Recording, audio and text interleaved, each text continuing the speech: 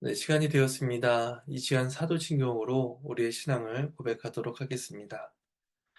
전능하사 천지를 만드신 하나님 아버지를 내가 믿사오며 그 외아들 우리 주 예수 그리스도를 믿사오니 이는 성령으로 잉태하사 동정녀 마리아에게 나시고 본디오 빌라도에게 고난을 받으사 십자가에 못 박혀 죽으시고 장사한 지 사흘 만에 죽은 자 가운데서 다시 살아나시며 하늘에 오르사 전능하신 하느님 우편에 앉아 계시다가 저리로서 산자와 죽은 자를 심판하러 오시리라.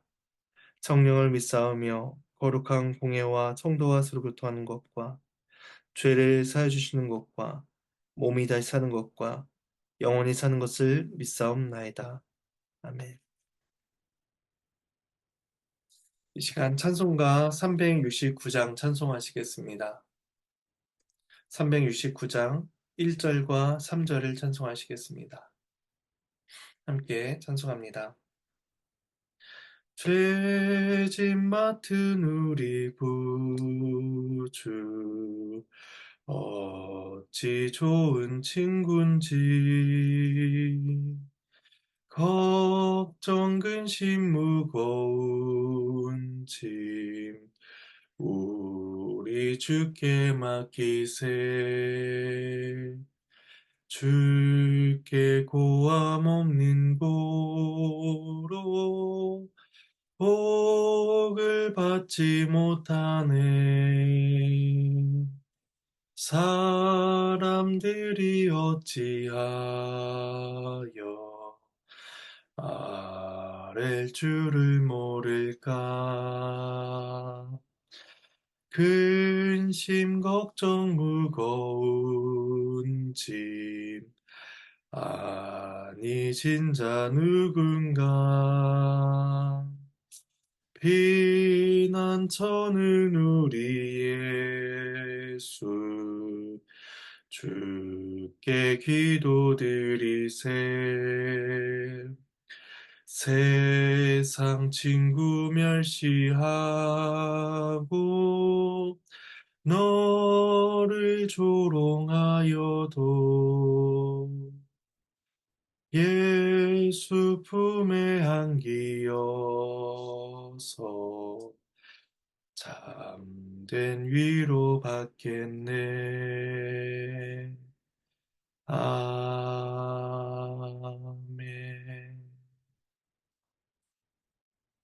함께 보실 말씀은 마가복음 6장 45절에서 56절까지 말씀입니다. 말씀은 본문을 살펴가는 가운데 봉독하도록 하겠습니다. 주의 말씀을 나누겠습니다. 앞선 단락에서는 오병이어 사건이 있었습니다. 예수님께서는 말씀으로 그들을 가르치셨으며 떡 5개와 물고기 2마리로 그들의 굶주린 배를 채워주셨습니다. 드넓은 풀밭에서 백성들은 풍성한 양식을 맛보았고 그리스도께서 베푸시는 쉼을 경험할 수가 있었습니다. 앞서 있었던 헤롯의 잔치처럼 왕궁의 화려함과 귀인들은 존재하지 않았지만 예수께서 들판에서 베푸신 잔치는 어떠한 잔치보다도 즐겁고 복된 잔치였습니다. 천국 복음이 선포되고 그리스도의 형제자매들은 모여 양식을 먹으니 영과 육이 체험을 받는 시간이었던 것입니다. 오늘 본문은 오병이어 사건이 끝난 직후를 보여주고 있습니다.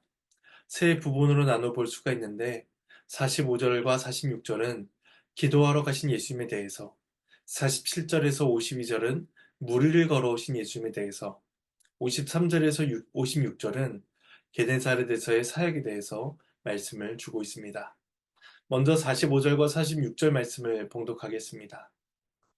예수께서 즉시 제 아들을 재촉하사 자기가 무리를 보내는 동안에 배 타고 앞서 건너편 베세다로 가게 하시고 무리를 작별하신 후에 기도하러 산으로 가시니라. 오병이어 잔치가 끝나자 예수님께서는 즉시 제 아들을 재촉하십니다.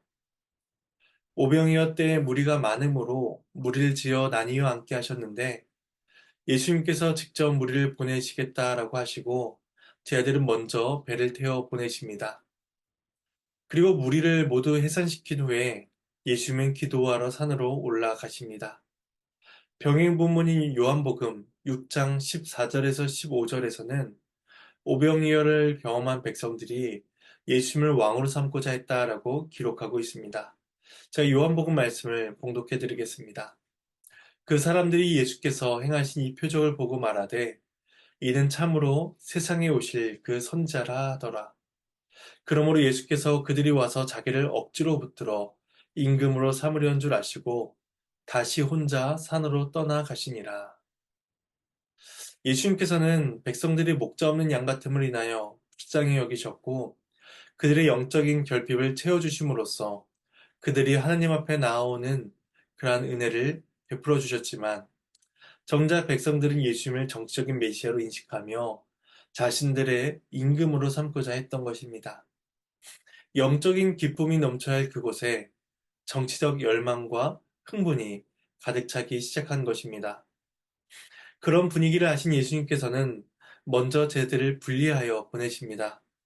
제들 또한 연약하여 쉽게 흔들릴 수 있는 자들이었기 때문입니다.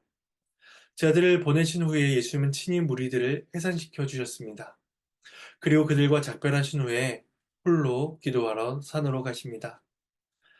사람들의 환호와 환영을 거부하시고 성부 하나님의 뜻을 확증하기 위해서 예수님은 홀로 기도의 자리로 나아가신 것입니다.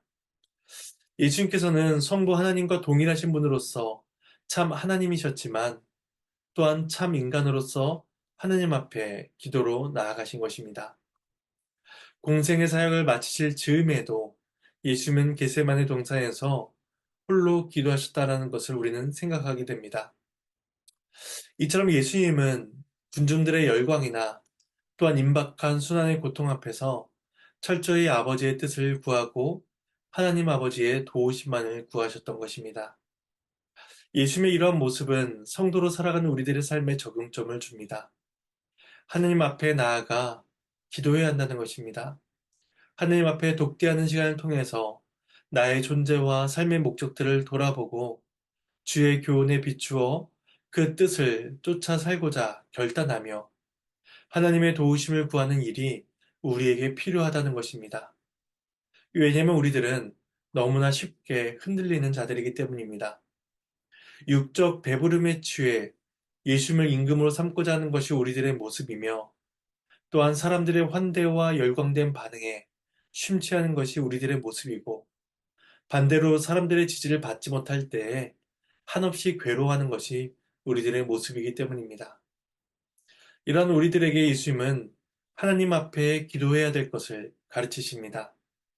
기도만이 하나님의 뜻을 구하고 기도만이 하나님의 도우심을 얻는 방편이기 때문입니다.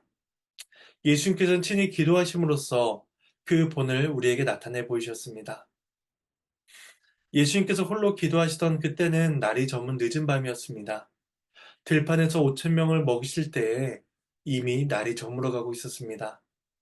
그들을 다 먹이시고 무리들을 해산하신 후 기도하러 올라가셨으니 매우 늦은 시간이었을 것입니다.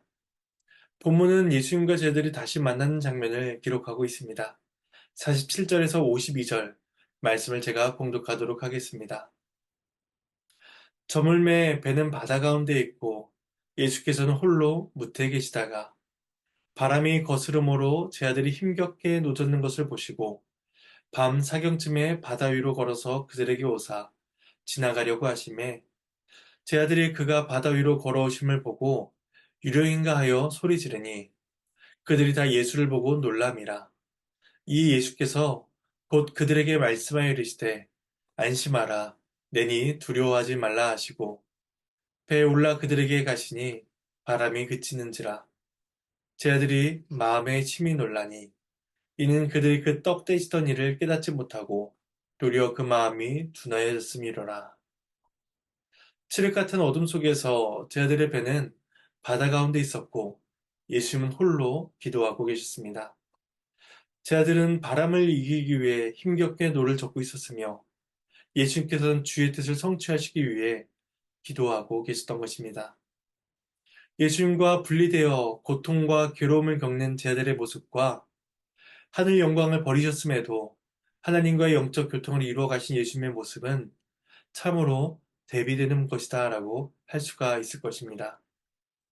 예수님께서는 제자들과 멀리 떨어져 있으셨지만 그 제자들을 바라보고 계셨습니다.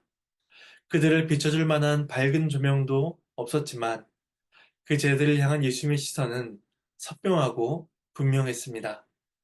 마치 하늘에 계신 하나님께서 그리스도를 바라보시며 이는 내 사랑하는 아들이요 내 기뻐한 자다라고 말씀하시듯이 예수님께서는 자신이 택하신 제자들을 한시도 놓치지 아니하시고 사랑으로 지켜보신 것입니다. 바다에서 바람과 씨름하는 그 제자들 중에는 베테랑 어부도 있었지만 쉽사리 바람을 거슬러 나가지 못했습니다. 본문은 그때 시간이 밤 사경쯤이었다라고 기록합니다. 사경은 새벽 3시에서 6시 정도를 가리킵니다. 들판에서 무리들을 먹이시고 해산을 시키신 후에 기도하러 가신 것을 생각해 본다면 예수님께서는 저녁부터 새벽까지 쉬지 아니하시고 사역하시고 기도의 시간을 이어가신 것입니다. 반대로 제자들은 몇 시간 동이 넘도록 괴롭게 노를 젓고 있었던 것이죠. 그러한 제자들을 보시며 예수님은 무리를 걸어 그들에게 다가가십니다. 마태복음과 요한복음과 달리 마가복음에서는 지나가려고 하셨다라는 말씀을 언급하고 있습니다. 이 지나가려고 하셨다라는 것에 대해서 크게 두 가지 견해를 생각해 볼 수가 있는데 첫 번째는 제자들의 관점에서 예수께서 지나가려고 하셨다는 것으로 보이는 것으로 인식하는 것입니다. 왜냐하면 제자들은 예수님을 알아보지 못했고 예수님을 유령으로 생각했기 때문에 그 존재가 자신들을 지나갈 것이다 라고 생각했다는 것입니다. 그러나 이 견해는 그 제자들을 보시며 그들에게 찾아오셨다라는 그 문맥을 생각할 때 조금 어색해 보이는 해석이다라고 볼 수가 있습니다. 그래서 우리가 볼 두 번째 해석은 신적 현현의 표현으로서 지나가셨다라고 보는 것입니다. 이것은 구약 성경에서 나타나는 하나님의 신적 현현을 나타내는 표현이기 때문입니다. 구약 성경의 세 부분을 인용하여 읽어드리겠습니다. 첫 번째는 출애굽기 34장 6절입니다. 여호와께서 그의 앞으로 지나가시며 선포하시되 여호와라 여호와라 자비롭고 은혜롭고 노하기를 더디하고 인자와 진실이 많은 하나님이라. 이렇게 말씀합니다.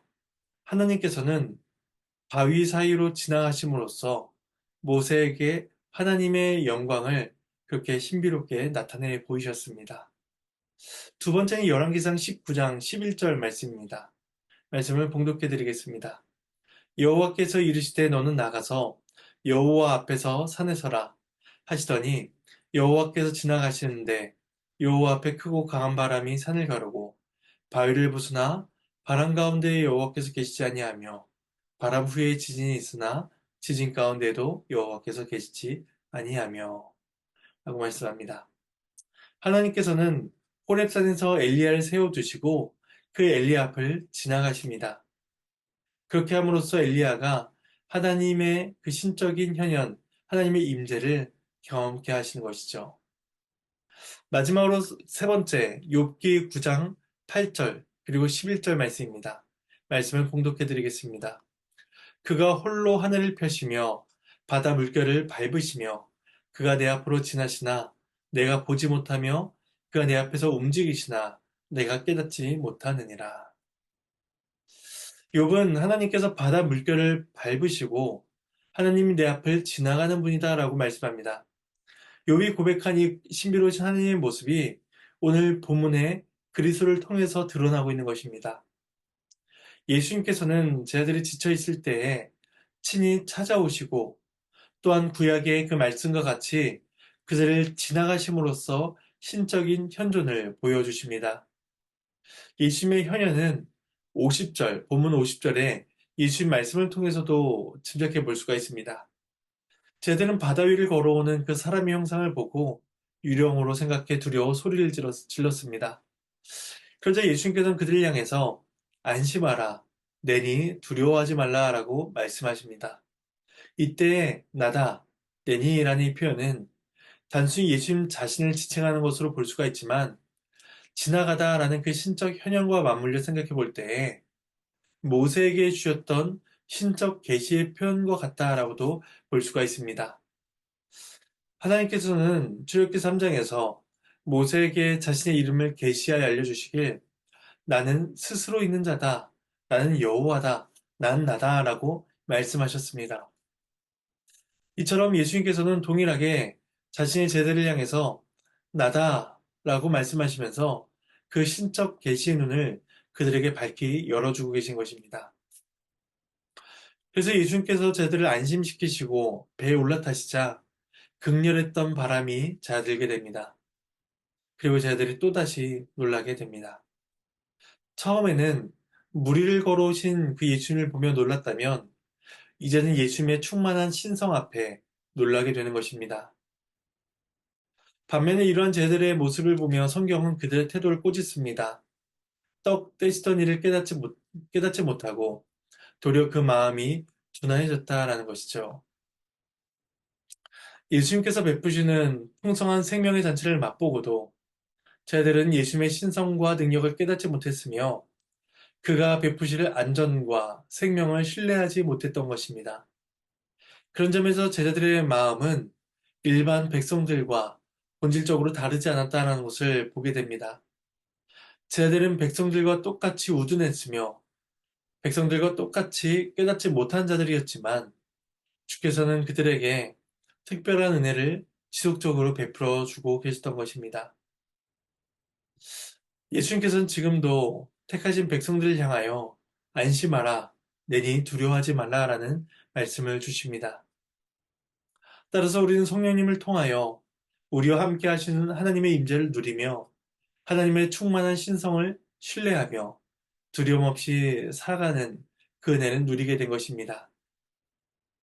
이제 본문은 마지막 단락인 53절에서 56절로 게네사렛에서의 예수님의 사역에 대해서 말씀해 주고 있습니다. 제 마지막 말씀을 봉독하도록 하겠습니다.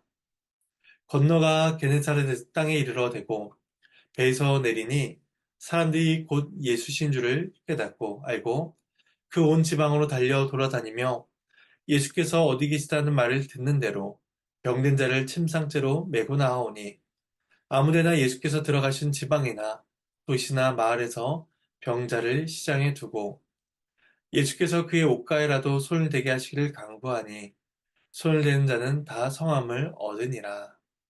하나님의 말씀입니다. 하나님께 감사합니다. 예수님과 제자들이 건넌 곳은 게네사렛이라는 곳이었습니다. 예수님께서 배에서 내리시자 금세 무리가 예수님을 알아보았고 온 지방에 소문이 퍼짐으로써 큰 무리가 예수님을 찾아오게 되었습니다. 몰려든 사람들 중에는 병든 자를 침상째로 메고 나오는 그런 사람들도 있었습니다. 또한 예수님께서 들어가신 지방이나 도시나 마을에서는 예수님께서 지나가실 법한 곳을 미리 예상하여 병자들을 모아두기도 했습니다. 그리고 예수님께서 지나가실 때에 그 옷자락에 손을 대기만 하면 나을 것을 기대하며 확신을 가지고 그의 옷에 손을 대니 손을 대는 자마다 나음을 받는 놀라운 일을 경험하게 됩니다. 목자 없는 양과 같이 살아가던 자들을 예수님께서는 친히 찾아가셨고 그들에게 쉼과 평안을 제공해 주신 것입니다. 그리스도를 만나 간구하는 심령으로 믿음으로 나아간 자들은 모두 나음을 받는 은혜를 예수 그리스도께서 베풀어 주신 것입니다. 예수님께서는 이 땅에 오심으로써 그 목자 없이 살아가는 우리들을 위해서 그 모든 죄를 해결해 주셨고 친히 우리들의 목자가 되어 주셨습니다. 예수님께서는 십자가에 죽으심으로써 우리들의 모든 죄를 해결해 주셨고 우리에게 영원한 생명을 제공해 주십니다. 그리고 말씀으로 우리를 인도하시며 말씀으로 우리를 지도하시며 말씀으로 우리를 먹이십니다. 우리는 교회를 통하여 주시는 그 말씀을 매일같이 먹으며 그리스도의 선하신 인도하심을 받아야만 하는 것입니다. 오늘도 그 풍성하신 그리스도의 그 인도하심을 누리며 또한 선한 손길 가운데 살아가는 저와 여러분의 복된 삶이 되기를 간절히 소망합니다. 제가 잠시 기도하도록 하겠습니다. 하나님의 은혜에 감사를 드립니다. 예수님께서는 그 무리들의 환호와 환영을 멀리 하시고 따로 떨어지셔서 기도하심으로써 하나님의 뜻 가운데 다시금 서셨습니다. 또한 예수님께서는 그때에도 제자들을 바라보시며 그 고난과 어려움 가운데 있는 제자들을 향하여 나아가셨고 예수님께서 바로 하나님이심을 나타내 보이셨습니다. 그리고 그들을 깨닫지 못하는 그들에게 예수님 자신을 나타내시고 가르쳐 보이셨습니다. 그리고 예수님께서 이어 사역하시길 예수님을 필요로 하는 자들 또한 목적 없이 살아가는 그 불쌍한 자들에게 그 풍성하신 긍휼을 나타내 보이셨습니다. 믿음으로 예수님께 나온 자들, 긍휼을 구한 자들에게 예수께서는 나음을 받는 놀라운 은혜를 베풀어 주신 것입니다. 우리 또한 그러한 은혜가 필요한 자들이며 우리 또한 그 은혜를 누리고 있는 자들임을 고백합니다. 목자 없이 살아가던 자들이 우리들이었으며 또한 이제 목자이신 예수 그리스도의 인도함을 받는 자들이 바로 우리들임을 고백합니다. 오늘 하루도 또한 매일같이 살아가는 인생 속에서 하나님의 선하신 손길들을 누리며 살아가는 우리가 되게 하여 주시옵소서. 하나님의 은혜에 감사를 드리옵고 이 모든 말씀 예수님의 이름으로 기도합니다. 예수님께서 가르치신 기도로 마치겠습니다. 하늘에 계신 우리 아버지여 이름이 거룩히 여김을 받으시오며 나라가 임하시오며 뜻이 하늘에서 이루어진 것 같이 땅에서도 이루어지리이다. 오늘 우리에게 일용할 양식을 주시옵고 우리가 우리에게 죄 지은 자를 사해 준 것 같이 우리의 죄를 사해 주시옵고 우리를 시험에 들게 하지 마시옵고 다만 악에서 구하시옵소서.